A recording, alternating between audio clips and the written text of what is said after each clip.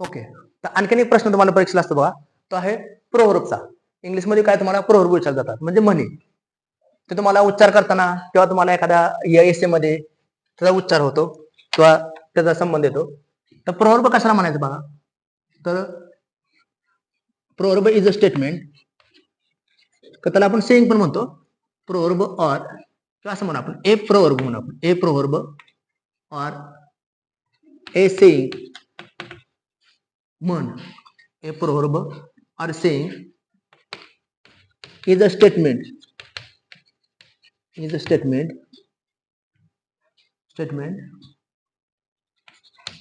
which is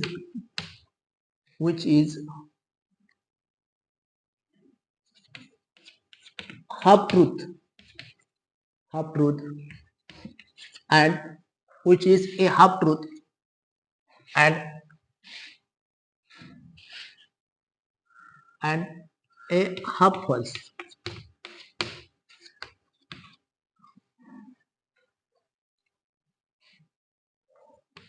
And universally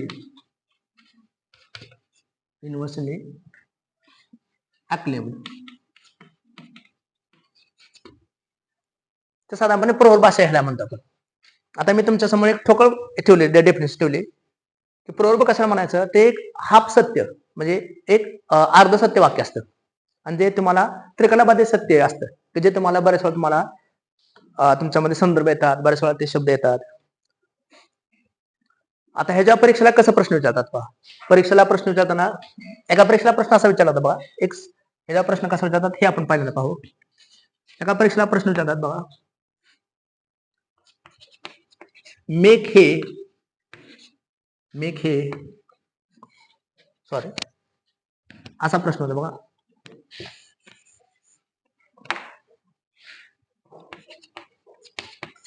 make हे while आणि तुम्हाला फिल इन द ब्लँक्स करायचे होते. मेक हे while the sun shines, the moon shines,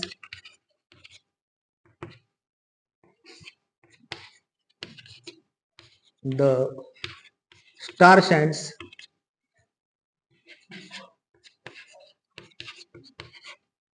the sky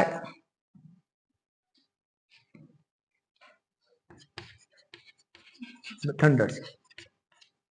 अशा प्रकारचे म्हण आहे. एका परीक्षेमध्ये तुम्हाला फिल इन द ब्लँक्स करायचे की make hay while the sun shines, the moon shines, the star shines, the sky thunders. आता ह्या म्हणीचा मराठीचा अर्थ काय आहे की वाहत्या गंगेत हात धुवून घेणे किंवा तापत्या तव्यावर पोळी भाजून घेणे. मग ह्यामध्ये कुठला फिल इन द ब्लँक्स आपल्याला बरोबर लिहिल्यानंतर करेक्ट म्हण आपल्याला तयार होईल. आणि जे म्हण आहे त्यामध्ये आपल्याला बदल करून चालत नाही. मग करेक्ट म्हण कसं आहे, make hay while the sun shines असे म्हण आहे. इथे आपल्याला मून शाइन पण आहे पण असं लिहून चालणार नाही. Make hay while the sun shines म्हणजे जवळच तुमचे हे आहे वाहत्या गंगेमध्ये हात धुवून गेले असा त्या शब्दाचा अर्थ आहे. असा काय प्रश्न परीक्षेला विचारले आणि काही ठिकाणी तुम्हाला शब्द दिले जातात किंवा म्हण दिले जातात त्याचं स्पष्टीकरण विचारतात. ते कसं विचारलं जाईल.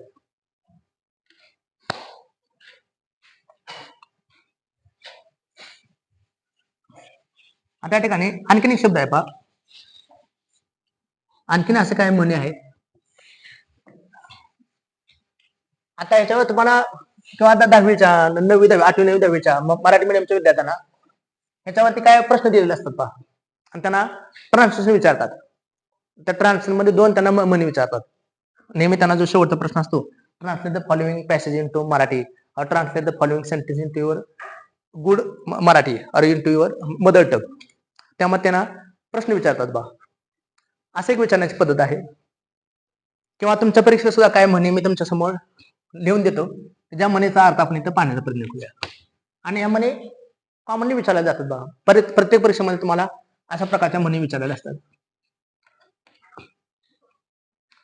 आता हे एक म्हण आहे बघा, बऱ्याच परीक्षेमध्ये विचारले गेलेले आहे का तुम्ही ते म्हण पाहू शकता बा. those who live in glass houses, those who live in glass houses, those who live in glass houses should not throw stones at others, stones at others.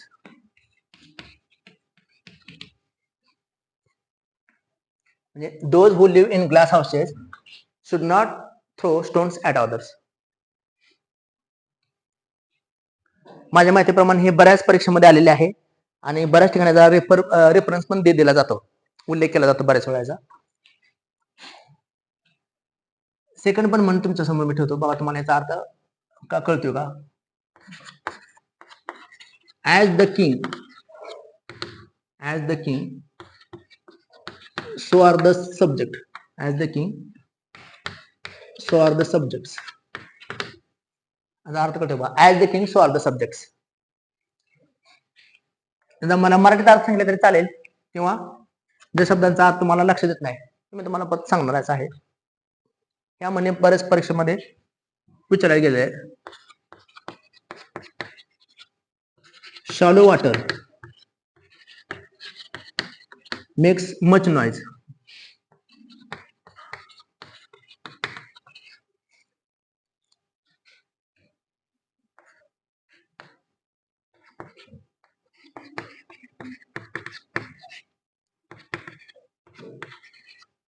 Necessity is the mother of invention.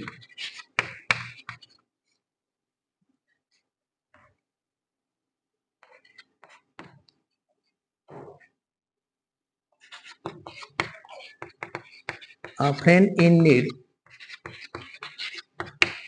is indeed.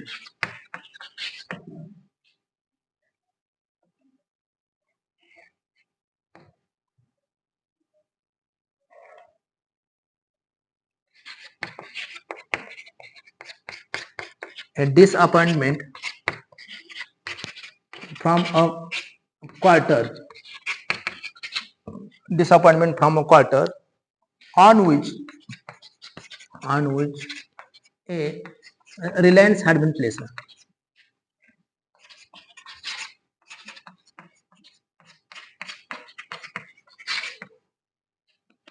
अनेक म्हणे आहेत, अशा बरेच शब्द आहेत वगैरे. दिसते का इथपर्यंत?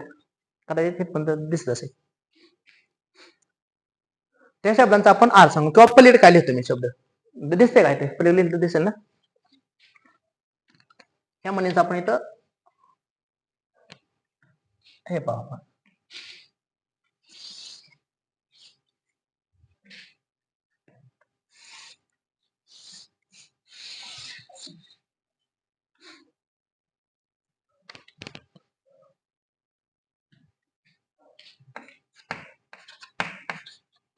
Rolling stone gathers no moss. Rolling stone gathers no moss.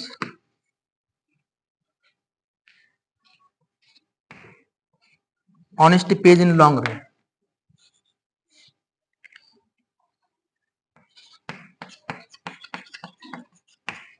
Honesty pays in the long run.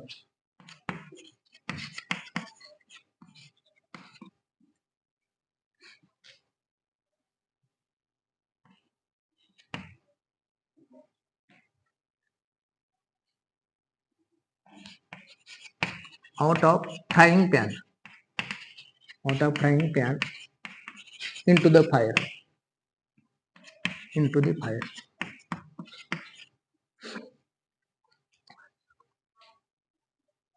हे ते लिहितो आणखी नाही दिसते बघ मला.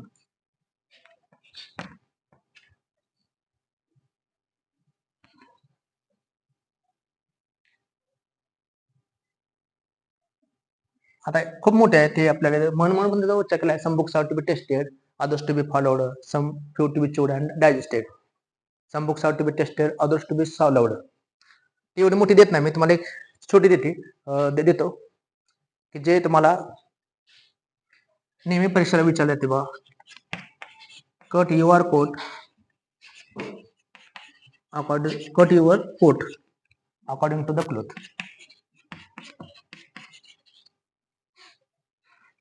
आता ह्या म्हणी मला वाटतं विद्यार्थ्यांना फ्रँकली सांगूया आपण. फ्रँकली सांगा, ह्या म्हणी तुम्हाला बऱ्यापैकी तुमच्या परीक्षेच्या आहेत.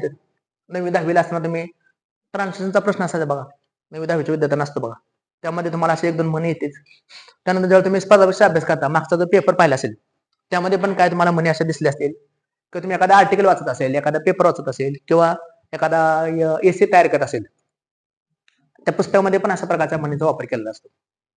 आता ह्या सगळ्या म्हणींचा आपण इथं अर्थ पाहूया. आता पहिली म्हण आहे, त्याचा अर्थ कोण सांगेल मला पाहून. Those who live in glass houses should not throw stones at others. अगदी बरोबर आहे.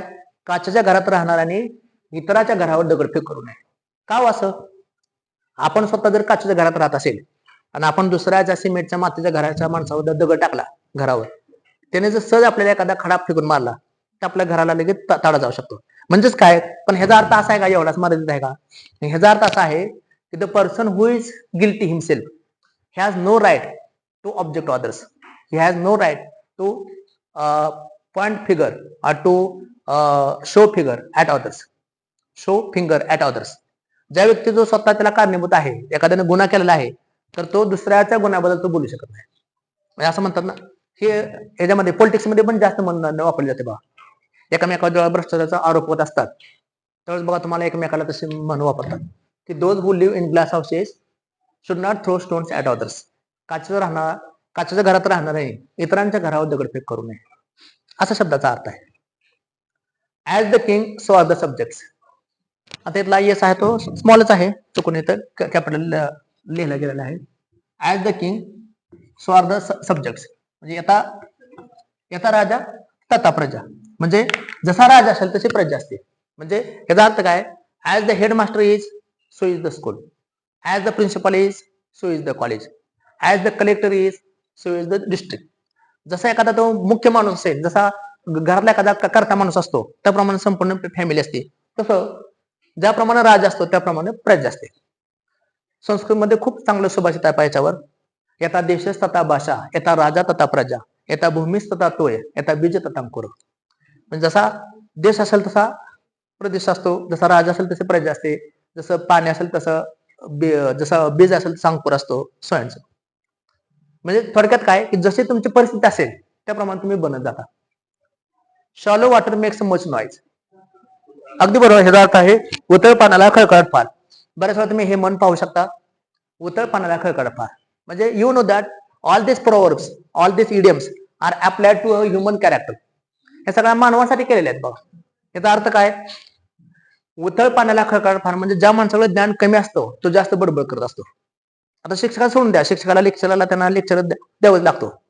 तुम्ही हे पहिल्यांदा मन आमच्यावर तुम्ही अप्लाय करू नका. तर ज्या माणसाला जो माणूस जास्त कमी ज्ञान असतो त्याला जास्त शो करायची हौस असते बघा. तर ज्या माणसाला कमी संपत्ती असते, संपत्ती इन द सेन्स म्हणजे काय, जे आता अलीकडच्या लोकांना जास्त अट्रॅक्शन असतं बघा, सोनं नाणं वगैरे, तर काय लोकांना ज्याच्यावर कमी संपत्ती असते तो सगळ्या बोटामध्ये अंगठ्या वगैरे असतात, चेन असते मस्तपैकी, किंवा तो हे करत असतो. मग ठीक आहे, अंगठ्या घातल्या ठीक आहे, पण तो सारखा दाखवण्याचा प्रयत्न करतो, इकडे बघा तिकडे बघा. त्याचा उद्देश काय असतो, माझ्या बोटाकडे बघा. तो असं सांगतो ना, असं समोर सांगणार हे इकडे बघा इकडे बघा. त्याचा थोडक्यात उद्देश काय असतो, इंटेन्शन काय असतं की आपण त्याच्या बोटाकडे बघावं आणि त्याला विचारू, अरे वा अंगठी केव्हा घेतली किंवा काय केलं वगैरे वगैरे. तर असं असतं माणसं की ज्या माणसांना थोडंसं अट्रॅक्शन असतं. ह्या ठिकाणी ब्रुसली म्हणतो बघा, एका ठिकाणी ब्रुसली की showing off is a fool's idea of glory. Showing off is a fool's idea of glory म्हणजे दाखवणे म्हणजे देखाव करणे हे एका मूर्ख माणसाचं लक्षण असतं. ठीक आहे, आपण ज्या ठिकाणी शक्य आहे, ज्या ठिकाणी डेमो करायचं त्या ठिकाणी तुम्ही खरोखर अवश्य द्या. पण ज्या ठिकाणी गरज नसताना तुम्ही त्या ठिकाणी देखावा करायची काही गरज नसते. तसं shallow water makes much noise म्हणजे ज्या व्यक्तीकडे जास्त आहे ना, आणि जो व्यक्ती बघा हुशार आहे, जो ज्याच्याकडे संपत्ती आहे, जो हुशार आहे सगळ्या बाबतीमध्ये, तो किती शांत असतो पहा. मग त्याच्या विरुद्ध एक ऑपोजिट मन आहे पहा की steel waters run deep. Steel waters run deep, जे पाणी खोल असतं ते खूप शांत वाहत असतं पहा. आता नेसेसिटी तुम्हाला माहितीच आहे, मुद्रा त्याला काय म्हणतो आपण, ज्याला आपण गरजे शोधायचे जन्य आहे. आता आज पण जेवढं म्हणजे शोध लागलेत, जेवढं आता पण शोध लागलेत, ते सगळं कशामुळे लागलेले आहेत हो? गरजेपोटी लागलेले आहेत बघा. मग तुमचं हे असेल ग्रामोफोनचं असेल किंवा तुमचं वेगवेगळे जे काही शोध लागले आहेत बघा, किंवा राईट बंधूंनी पहिलं पूर्वी विमानाचा शोध लावला, किंवा आतापर्यंत जेवढे काय शोध लावलेले आहेत ते सगळे कशामुळे लागले आहेत? गरजेसाठी लागलेले आहेत. आणि या म्हणीचा अर्थ असा घेतो आपण. आता हे तर तुम्ही लहानपणापासून शिकत आलेला आहे बघा, कोल्ह्याच्या सिंहाच्या गोष्टीपासून वगैरे, किंवा तुम्ही जे पूर्वी काळ जे हे होतं मिथ होतं, त्यातून बघा काय टेल्स होत्या बघा, इसॉपच्या कथा होत्या बघा, इसॉप नीती होते. इसॉप नीतीमध्ये पण अशा बऱ्याच प्रकारच्या कथा आहेत वगैरे. किंवा त्याचा अर्थ काय सांगतो आपण? अ friend in need is Indeed. जो गरजेमध्ये जो खरं मित्र मदत करतो तोच खरा मित्र असतो. असं बऱ्याच वेळा आपल्याला पाहायला मिळतं की ज्याच्याकडे पैसा त्याकडे जास्त मित्र असतात. जसं म्हणतो, when you have money to spend then you have so many friends, but when you don't have money to spend then you don't have friends. तुमच्याकडे जवळ पैसे असतात तेव्हा अनेक मित्र असतात, म्हणजे जेव्हा पैसे नसतो तेव्हा तुमच्याकडे मित्र नसतात. पण खरा मित्र कसा असतो? जो गरजेमध्ये असतो तोच खरा मित्र असतो. हे तुम्हाला बऱ्याचशा एखाद्या स्टोरीज तुम्ही टायटल देऊ शकता. तुम्हाला जो प्रश्न आहे बा, राज्यसेवेच्या एक्झामला असतो बा, प्रिसाइज रायटिंग, समरी रायटिंग, त्या ठिकाणी समोर अशा एखादा तुम्ही सुटेबल टायटल देऊ शकता तुम्ही. आता हे एक म्हण आहे बघा, disappointment from a quarter on which reliance had been placed. अगदी बरोबर आहे. भरोशाच्या म्हशीला टोनगा, असं मराठीमध्ये म्हण आहे पहा. भरोशाच्या म्हशीला टोनगा या शब्दाचा अर्थ काय आहे? की ज्या एखाद्या माणसाकडून आपल्याला अपेक्षा असते तोच माणूस ऐन वेळेस आपल्याला काय करतो? आपल्याला दगा देतो. एखादा व्यक्ती आपल्याला असं वाटतं की व्यक्ती आपल्याला अमक्या अमक्या कामामध्ये मदत करेल, पण ऐन वेळेस तो फोन काय करतो? स्विच ऑफ करून ठेवतो. किंवा ऐन वेळेस काय करत असतो? तो हे करत असतो वगैरे, किंवा तो आपला दिवस रात्र आपला तो बघतो, स्टेटस बघत असतो, आणि त्याला माहिती असतं आता आपल्याला तो माणूस फोन करणार, तो पण काय करतो माणूस? तो फोनच स्विच ऑफ करून ठेवतो. त्याला म्हणायचं भरोसा मशीला टोनगा. किंवा आणखीन असे बरेच काय उदाहरणं तुम्हाला देता येतील. Rolling stone gathers no moss. आता हे पण म्हण इंग्लिश मधले प्रोवर्ब आहे. तर या ठिकाणी रोलिंग स्टोन्स गॅदर्स नो मॉस याचा अर्थ आहे गणगळत जाणाऱ्या दगडाला शेवाळ चिकटत नाही. शेवाळ काय? शेवळ म्हणतो आपण त्याला, शेवाळच म्हणतो ना. गणगळत जाणाऱ्या दगडाला शेवाळ चिकटत नाही. त्याप्रमाणे जो व्यक्ती चंचल आहे त्याला संपत्ती प्राप्त होत नाही बा. जो व्यक्ती चंचल असतो, सतत तो आमका बिझनेस करतो, तो सोडतो, परत हा बिझनेस करतो, तो सोडतो, त्या माणसाला जास्त हे होत नाही, तो माणूस स्थिर होत नाही. A rolling stone gathers no moss. Honesty pays in the long run. आता हे तुम्हाला म्हण माहित आहे, बऱ्याच म्हणीचा तुम्ही अभ्यास केलेला आहे. Honesty page in the long run म्हणजे काय हो? प्रामाणिकपणा हेच उत्तम धोरण आहे. प्रामाणिकपणा हा कायमपर्यंत टिकतो. बरेच दिवस प्रामाणिकपणाचा फायदा होतो. Honesty page in the long run. आणि हे मन आहे बऱ्याच वेळा तुम्ही परीक्षेमध्ये पण आलेले आहे पहा, ईडीएम मध्ये विचारले पहा. आता ह्याचा ईडीएम आणि प्रोवर्बचा अर्थ जवळपास सारखाच आहे. ईडीएम म्हणजे काय? एखादा छोटा शब्द असतो, किक द बकेट किंवा रेड हेरिंग असे असतात ईडीएम्स. आणि प्रोवर्ब जरा थोडी मोठी असते. हे त्याचा वापर दोन्हीकडे पण झालेला आहे. आता पण वाक्यप्रचार म्हणून पण आलेले आहे आणि वाक्यामध्ये पण आलेले आहे. काय अर्थ सांगता येईल? अगदी बरोबर आहे. Out of the frying pan into the fire. आगीतून उठून फुफट्यात पडणे. आगीतून उठून फुफट्यात पडणे म्हणजे काय सांगता येईल आपल्याला?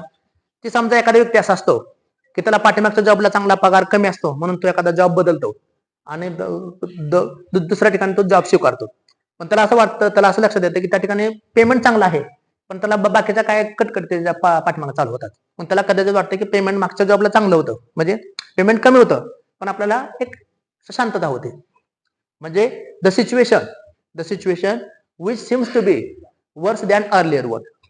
The situation which appears to be worse than earlier one. जे पाठीमागची जी सिच्युएशन आहे त्यापेक्षा आताची सिच्युएशन जरा खराब असते, म्हणून म्हणतात out of the frying pan into the fire. आगीतून उठून फुफट्यात पडणे.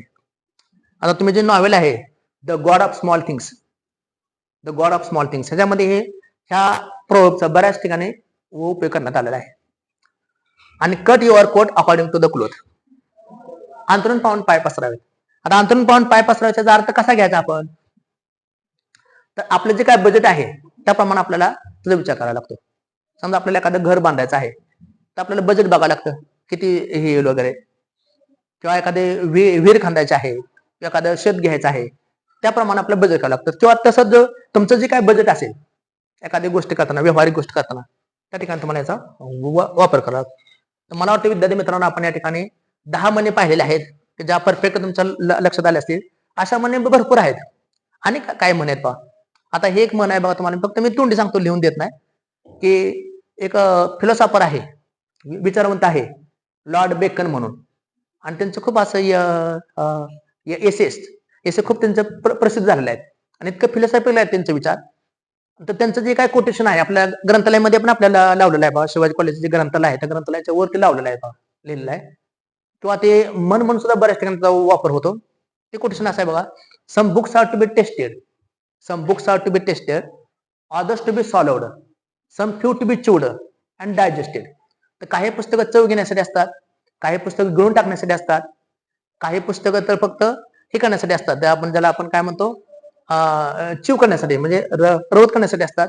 तर काही पुस्तकं पचवण्यासाठी असतात. But we know that this is the figurative language. Books are not food items to be eaten, to be tasted, to be solved and so and so. पण इथं असं त्यांना सांगायचं आहे की काही पुस्तकं चवीसाठी असतात, म्हणजे काही पुस्तकं आपण आपले जस्ट आपलं हे म्हणून वाचत असतो. काही लोकांना उठल्या उठल्या एक हातामध्ये चहाचा कप असतो आणि एका हातामध्ये बघा पेपर असतो बघा.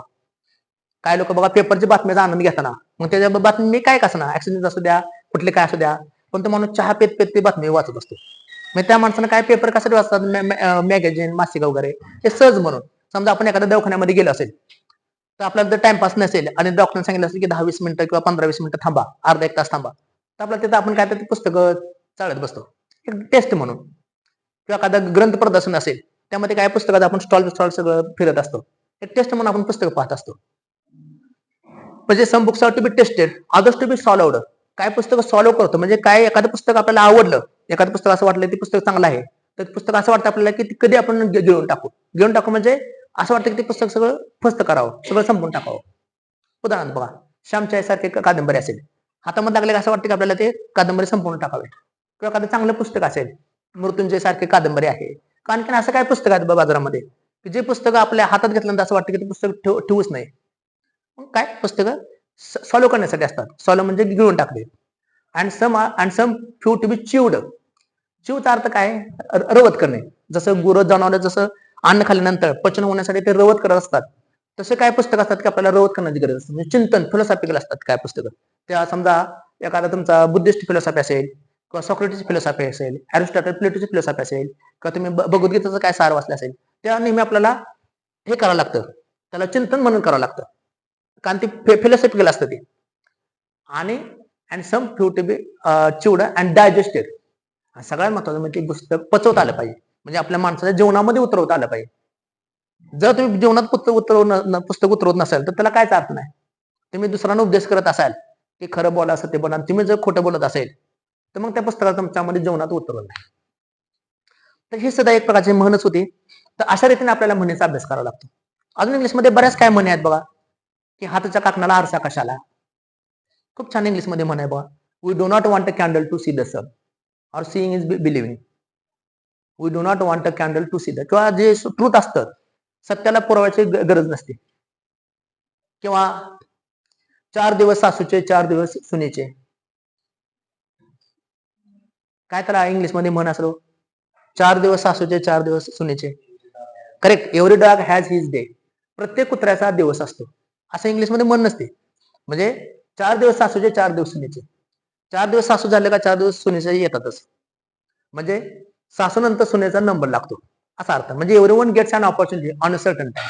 जो बॉस असतो तो सबऑर्डिनेट होतो, जो सबऑर्डिनेट असतो तो एक दिवस बॉस होतो.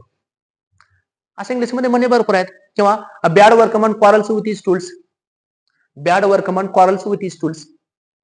जो बेकार कारागीर असतो तो त्याच्या साधनाशीच भांडत असतो. म्हणजेच काय हो, करेक्ट, नाचताय ना अंगण वाकडे. ज्या एखाद्या व्यक्ती नाचतात नाही ते काय पण कारण सांगत असते असा अर्थ. किंवा ज्या एखाद्या स्त्रीला स्वयंपाक येत नाही ते काय ते कारण सांगत असते, तुमचं मीठच बरोबर नाही, मीठच आणणे आहे, चटणी जास्त पॉवरफुल नाही, किंवा तुम्ही कुठनं तर हेच अन्न घेऊन आलाय, मिरच्यात कुठनं तर घेऊन आलाय तुम्ही, त्यामुळे कालवणाला टेस्टी ना, किंवा भाजीला टेस्टी ना, सो अँड सो. म्हणजे नाचताना अंगण वाकडे असं म्हणत असतात. तसं इंग्लिशमध्ये बरेच म्हणे असतात की ज्याचा फायदा आपल्याला इंग्लिशमध्ये वाचन करताना साहित्यामध्ये उपयोग होतो, आणि परीक्षेमध्ये पण असं काय प्रश्न आलेले असतात. तर मला वाटते तुम्हाला हा पाठ समजला असेल. आय होप, मला अशी अपेक्षा आहे सगळ्यांना हा प्रकार चांगल्या प्रकारे समजला असेल. थँक्यू.